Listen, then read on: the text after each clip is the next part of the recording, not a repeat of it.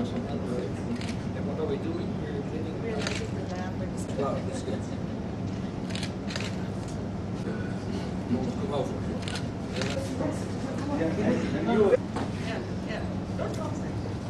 Actually, there's enough wigs for a long carry on in the audience. So this way.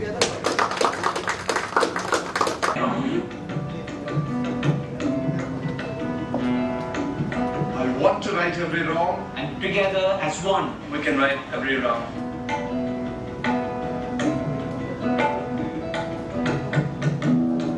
I want to right every wrong. Together as one. We can right every wrong. I want to right every wrong. Together as one, we can right every wrong.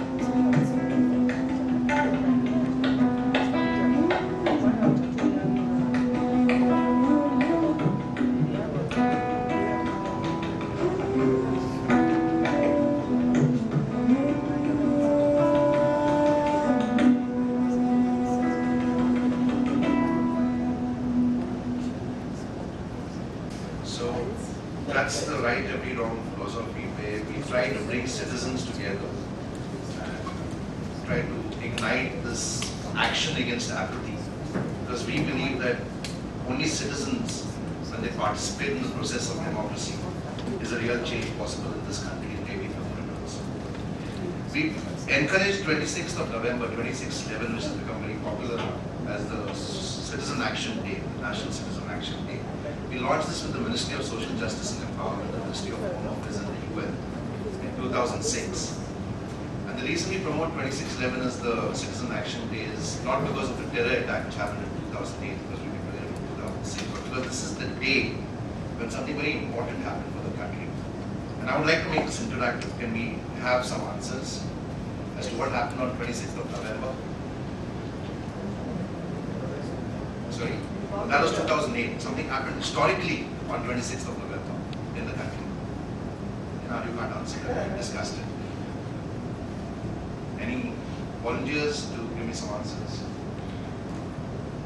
Okay.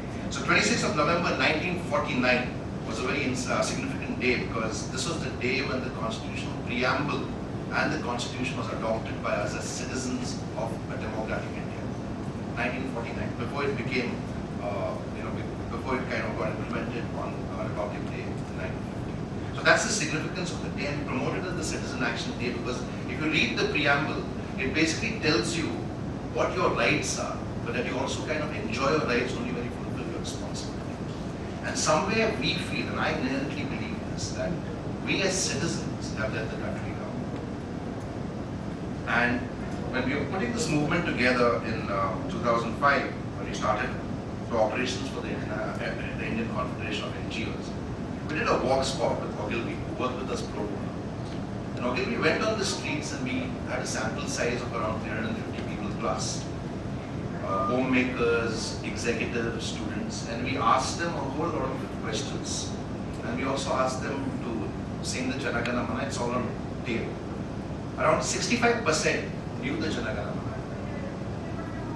None knew the preamble of the Constitution. None. They knew that there's a Constitution, but nobody even knew the preamble. Forget the Constitution and what the Constitution stands for. So that kind of made us firm in our belief that we need to do something to kind of make people aware that they have constitutional rights and that we have a responsibility to fulfill those rights. And until and unless we participate in the process of democracy, it's pointless blaming people and pointing fingers. Yeah, you can say everybody is wrong. Manmohan Singh is wrong, Sonia Gandhi is wrong, the BJP is wrong, the left is wrong. But what am I doing as a citizen to right a wrong in my own space and time? Is the basic philosophy of the question. What are we doing to kind of encourage social justice through citizen action? So when we did this box pop, we also kind of asked questions about what do people do to do something for nation building and for the country. So most people say we give money to charity. As far as we are concerned, I think charity is a very abused word. It's mindless and arrogant. And the reason I say this is because most people across the world give money to a child's face, which they see in our media. So they give money and then they boast in their cocktail circuits that we've done something to save the child. Now they've never even looked into the accountability of what's happening with the money that they've donated to the child. Because of which their children who have been in the child sponsorship program, for today's sex workers and blackmailers. the same people who give money as donations will sometimes see a rag picker and say, this guy's a good for nothing. They'll look at a sex worker and say, she's a bad woman. Little realizing that they are responsible for the plight of this people. So we decided to stay away from the word charity, and the reason to do that was when we formed the Indian Confederation of NGOs. I remember I wrote this concept paper around 2:30 in the evening after driving down from Chennai to Bangalore, because we had put this program together for the homeless, to work for the homeless of Chennai. And we actually kind of took the homeless people of Chennai, the youth who were mostly into crime, petty crime over there, and the women over there who were sex work around Marina Beach. We took them into the malls of Chennai, and we tried to create this interaction between so-called affluent citizens of Chennai and the people who are invisible. And when people got to know about the community and what the issues were, they actually came back and said we should not see them in poor light, you know. And we said that this could actually be a model where we kind of translate this across the country. You know. So the basic idea was, what happened that day after speaking to the sex workers, the homeless youth who went to petty crimes, was that something triggered and said that this entire business of charity is a dirty business, and rightly so. At that time, there were 1.7 million NGOs in the country. Today, there are 3.3 million NGOs in the country.